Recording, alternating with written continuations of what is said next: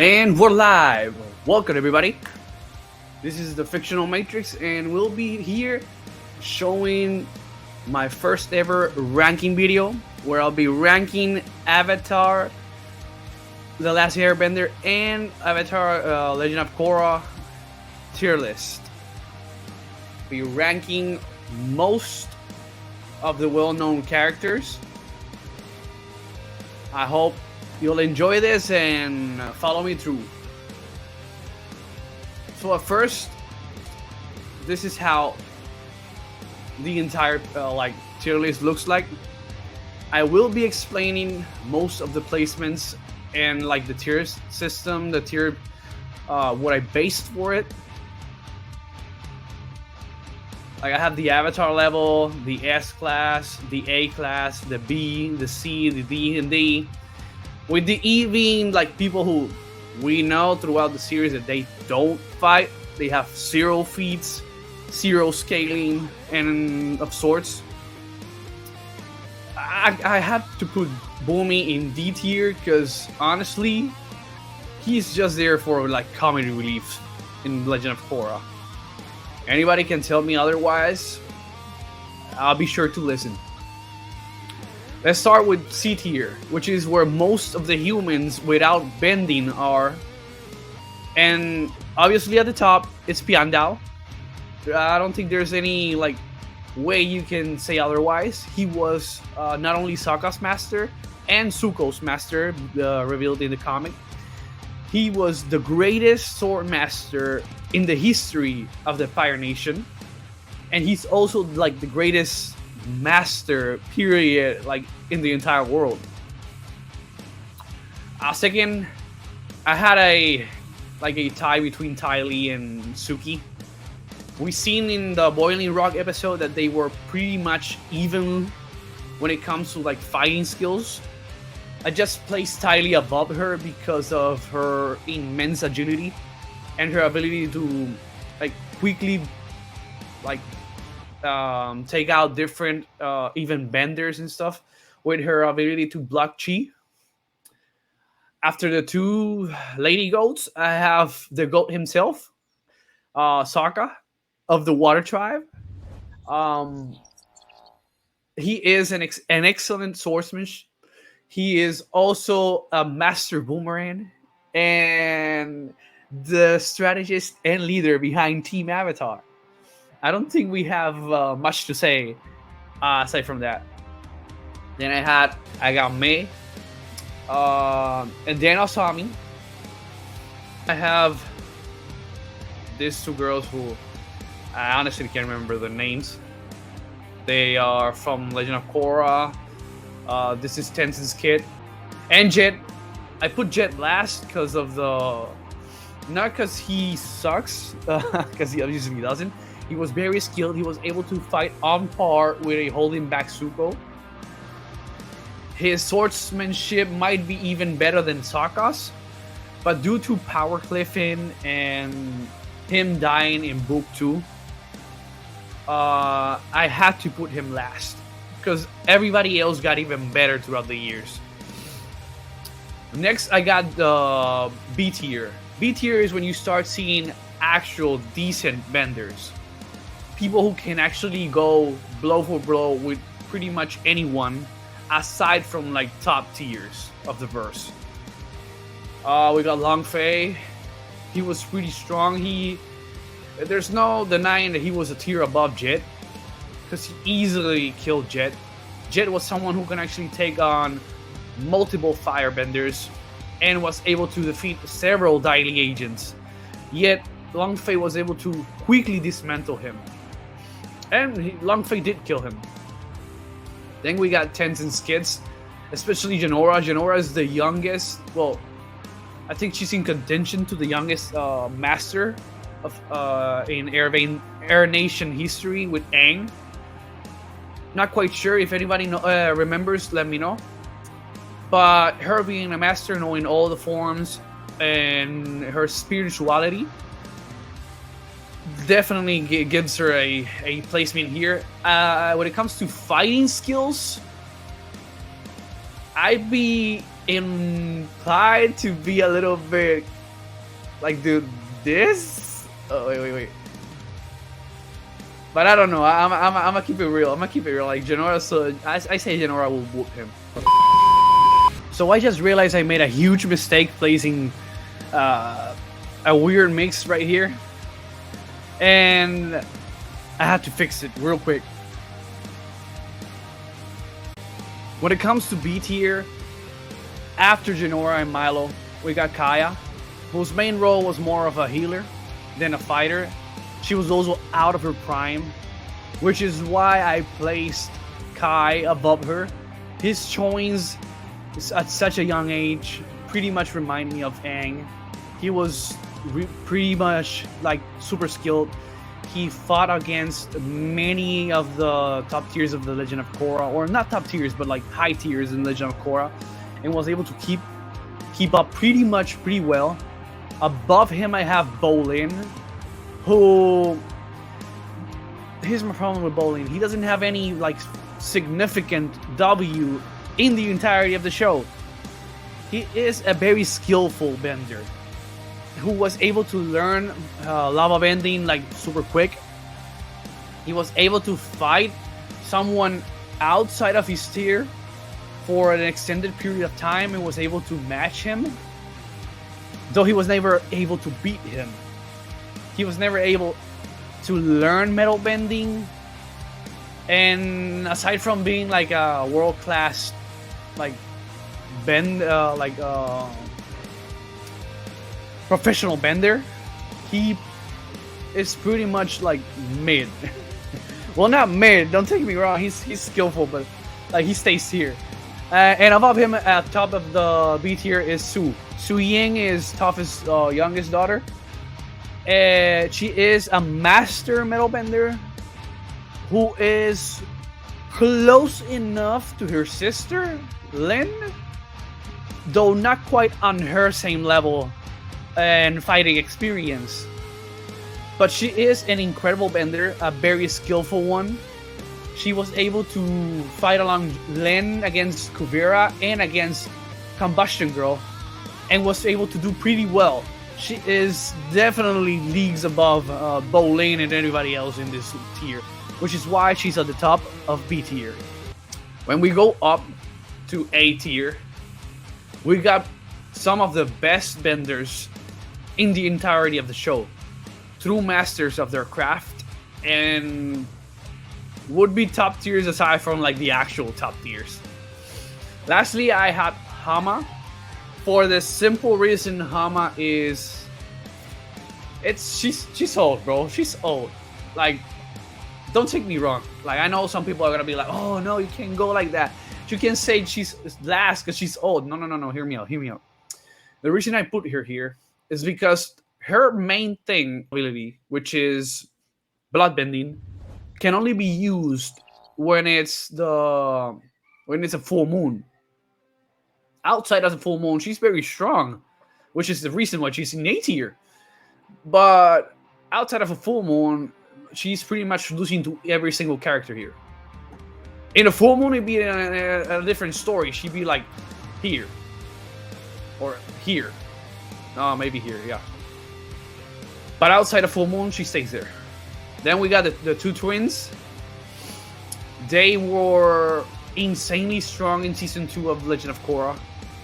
Insanely skilled. Unfortunately, we saw in season 3 that they could not defeat like girl without hands. I'm sorry. I'm so bad with Legend of Korra names.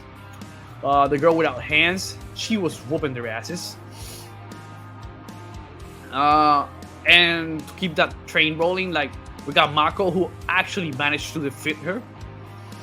Mako is someone I have a lot of problems with, because in season 1 it was implied to that he is one of the most skilled firebenders in the world. He was even like praised by Amon, like, oh, this boy, you are incredibly skilled, because even he was even able to shoot lightning while being bloodbend, which is something that nobody else at that certain point in the series could do. like try to counter the bloodbending. So Mako is an amazing fighter. He was top of the class, like one of the best pro benders ever. But unfortunately, everybody else here, I think they will whoop his ass. I'm gonna start with the dude that I don't know his name. He's the lava bender dude. He was destroying bowling most of the series, most of the season, and the only reason he lost was because he accidentally killed himself. Moving forward, we got John and Paku, who are two of the strongest masters in all of the original series of Avatar: The Last Airbender. The reason I said them here is pretty much because outside of the few feats they have during the... Heck, I could probably move Paku way closer, like probably here. Yeah. Because Paku was able to hold his own against firebenders under the Sozin's Comet. Jan's super skilled, but Jan's only feats are like running away from Zhao. We know he would have whooped Zhao, but that's not saying much because season 1 of Zuko could defeat Zhao. And Jan was amped by the Sozin's Comet, so I'm gonna leave him here. He's still high on A tier, but just not higher than anybody else. We got Lin, who's pretty much one of my favorite Legend of Korra characters. She's Toph's daughter, not bad. And she is like one of the most skilled metal, if not the second most, the third most skilled metal bender in the entire series. She was able to defeat Combustion Girl with the help of her sister, which speaks volumes as to why Combustion Girl is above her. And Combustion Girl and Sahir are... You can place either one above the other. I'm placing Combustion Girl above explicitly for her attack potency. Because her power, her combustion power, is just on a whole nother level. And pretty much only like the top tiers of the verse could block it. And one shot would pretty much kill anybody. Sahir, yeah, Sahir also deserves this spot. He would pretty much defeat everybody here, and he actually like was able to outmaneuver a out of control Korra. Well, while nerfed, it is an incredible feat. He was able to fly, which is something that no other airbender aside from avatars have shown. Obviously Guru Lahid did it, but you know, from the main characters itself. Aside from these guys, I got Kuvira over the Sahir and the other like Red Lotuses for the simple reason she was able to box Korra 1v1. This was a nerfed Korra, but still, like, it was still like she was able to fight her. And the only reason she lost that fight was because Korra went into the Avatar state, which is a GG for like pretty much any other bender that's not an Avatar. Tarlok is an interesting one. Tarlok and Kuvira are people who I highly respect. They're probably the on par for the like this and fighting for the second tier, the second placement of the strongest Korra villains from each book. I have Tarlok above Kuvira because Tarlok, aside from being a master waterbender, who was probably stronger than Korra's dad, he was also an expert using chi and energy manipulation. He was able to fight several spirits, which is an incredible feat because nobody else in the series aside from him and like the avatars could do it. Above him, I have this beautiful trio right here from Avatar: Last Airbender. And the reason, I know many people are gonna fight me on this, the reason Azula is here is because this is unstable Azula. And a hypothetical stable Azula on her right mind will pretty much be above Zuko, as it was heavily implied by him and Iroh that he could not defeat Azula on a 1v1, even with the dragons training. The reason I put her here is because of her nerf, and she lost twice to Katara. Katara was able to outmaneuver this unstable Azula, even while Azula was heavily amped. Her mind was like screwed, but her power output gives Katara an amazing feat. And also, if you guys remember, in Ba Sing Se, Katara was able to outmaneuver Azula. And if it wasn't for Zuko, Katara would have probably defeated Azula. Her fighting style pretty much counters Azula's. And going for like the same as Hama, if this was a full moon, Katara is going over Zuko easily. We don't even have to think about it. She would just bloodbend everybody on this list. She has a similar, if not greater, proficiency in waterbending than Paku by the end of the series. Plus, she has bloodbending, and she can counter bloodbending. The reason is she's second is because the blood moon is only once a month. Outside of the full moon, her track record against Zuko is pretty much 0-3. She lost to him. The only time she won against him was a Zuko that was deeply troubled, was exhausted, and there was a full moon. When the sun rose, he easily, like, while he blindsided her,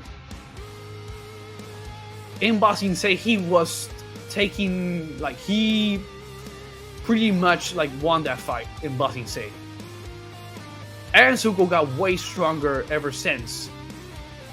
To the point he was way more, how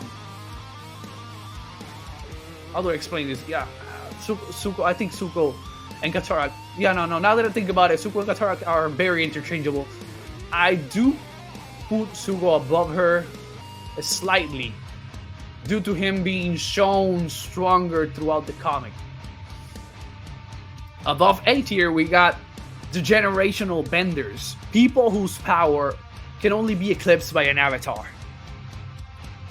We got my guy, the second or third greatest airbender. I know it's not that high, but considering his competition for greatest airbender of all time, it's an honor to have Tenzin here. Tenzin is someone who is so strong, it took the entire Red Lotus to fight him and to defeat him. He was destroying Sahir, so much so it wasn't even a contest. I'm positive he's a tier above Sahir with ease. His mastery over airbending is probably only second to people like Aang, who's an avatar, so he doesn't count, and the greatest airbender of all time, Aang's master,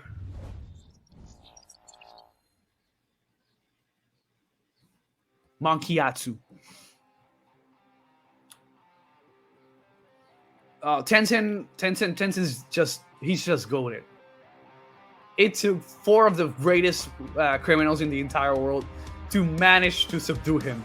They didn't even kill him, they managed to subdue him, and he was actually nerfed that he had to fight them while protecting his family. This dude's a goat. Above him, I got 2 of the greatest characters of all time. 2 people who are loved probably even more than the actual avatars. We got Bumi and Iroh. They are, throughout the entire series, they're shown to be monsters in terms of power. With Bumi giving Season 1 Aang like a challenge like no other, pretty much showcasing he was way above Aang at that point. He also has a feat of going blow for blow and tying with Toph, the self-declared strongest earthbender of all time, and she pretty much is. So Bumi, at his old age, not his prime, going toe-to-toe with a young Toph who could solo entire armies of Dai Li, says a lot of him. Iroh is probably in the legend, in the Last Airbender, he is for sure the second strongest and most skilled firebender in the world. Only short from Ozai, which is why Ozai is above him. And before people jump me, yeah.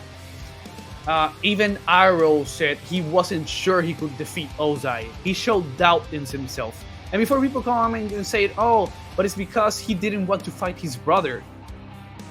The way it's phrased, he is probably the only other person who can defeat Ozai.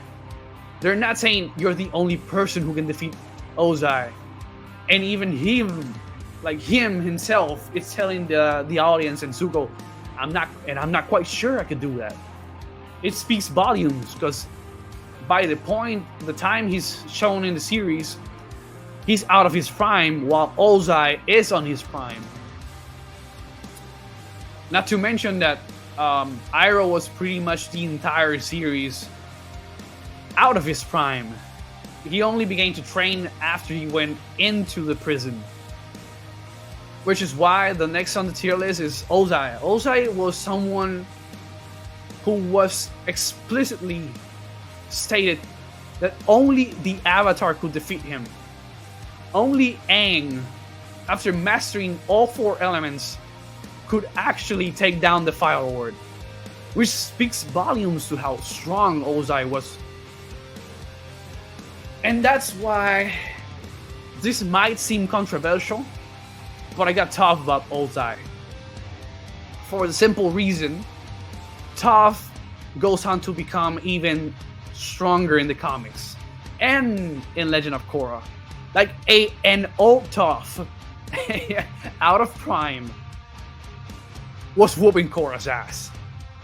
She was whooping base Korra's ass so bad. And out of prime Toph was easily dismantling Kuvira and her entire army. Keep that in mind. 2 of Toph's daughters, Len and Su, accompanied by a few metal benders, their Su's sons, could not defeat Kuvira. Yet, an old out of prime Toph easily defeated Kuvira and completely outclassed her and her army. She was whooping Korra's ass. A Korra who was finding herself. She was not as mentally weakened as when she fought Kuvira. This speaks volumes. She tied Bumi in the fight in the comics, and she is shown throughout season 2, in my opinion, and I think this is factual, to be superior to someone like Katara, who is an excellent bender. No shade thrown there, but when they go raid the Earth King's castle, the palace, she was shown to easily, alongside Aang, dismantle several Earthbenders, Dai Li and not Dai Li. Above Toph, we got the bloodbending duo, the goats of the Legend of Korra, aside from avatars. Like, these two, what can I say? Like, these two are just monsters in human flesh. Among is number 1 in the S tier for a reason. Only an Avatar going into the Avatar state could defeat these two guys. And it's props to their father, because their father was the first guy to actually, the first bender to actually manage to push Aang so far he needed the Avatar state to even keep up. Because they're the mental bending, the blood bending with their minds It's GG is the strongest bending in the entire series. Point blank. Nothing can actually like compete. He easily dismantled every single bender that entered his way. No one was close to him, not even his brother. And his brother was able to solo Tenzin and his family. Keep that in mind. He was also able to defeat Korra. A Korra that obviously was not completed. She did not know master airbending, and she did not master her avatar state. But regardless, it's an impressive feat because the way he dismantled everybody, and among dismantle him with ease, is a wrap. Is a wrap. There's no denying. There's no debating. This guy is the top of the verse, aside from obviously the avatar level candidates. What are you doing there, Appa? Appa's number one. There's no comparing him. He is the true god of the verse. I'm sorry, guys. I'm rambling a lot. Let's go to the last tier, which is the Avatar tier. And I know many of you are gonna kill me for this, having Kyoshi as the last one. This is the, hear me out. This is my point. This is my problem with the avatars, and it goes with Avatar Wong. Avatar Wong is either the strongest avatar or the weakest, depending on how you see it. If you see Avatar Wong as having the strongest connection to Rava, he goes here. If you use the Rava scaling, he had the strongest connection to Rava, and this, he's definitely top of the verse. Aside from the mother of whatever that they invented in the comics, that she gave birth to most of the spirits. Avatar Wong defeated the Yang. What was his name? The one who created the Dark Avatar. Oh, that's another thing I want to talk. If Tarlok had the Dark Avatar form, he would be around here or here. Since he doesn't, he stays where he was. But keep in mind, the avatars get stronger through each reincarnation. Once they master the avatar state, because they gain everybody else's experiences, memories, and power, and it adds to them. Which is why Aang would pretty much defeat Roku in an Avatar state battle. And why Roku would defeat Kyoshi in an Avatar state. Base to base, you can have an argument for Kyoshi having the best feats out of all of them. Base to base. And my problem with Korra and Aang is, y'all can correct me if I'm wrong, but Season 2 Korra is whooping Aang's ass. Season 2 Korra has a connection to all of the avatars. But after she loses her connection to Rava, I believe she will fall either here or lower. Because while she kept the avatar state, that she was able to connect to herself, she lost the experiences and memories of her past lives. I'm not quite sure if she regained them in the comics. I haven't read the Legend of Korra comics. But these would be the ranking if you believe Wong, since he's the first avatar, he doesn't have the experiences of the others. He doesn't have their combined powers and knowledge. He'd be the last. If he has the greatest connection to Rava, he's the first. And Korra, Season 2, she be here. Season 3 and 4, she be here. So, guys, that is my Avatar, The Last Airbender, and Legend of Korra tier list. I hope you guys enjoyed it. It was really fun doing this. I freaking love Avatar, and with the recent live action, I began to rewatch the original series because the live action was good, but it wasn't that good. Not like the original. The original is just goated. So I hope you enjoyed. Please comment, subscribe, and see you on the next video on the Fictional Matrix. Thank you for watching, and God bless you all.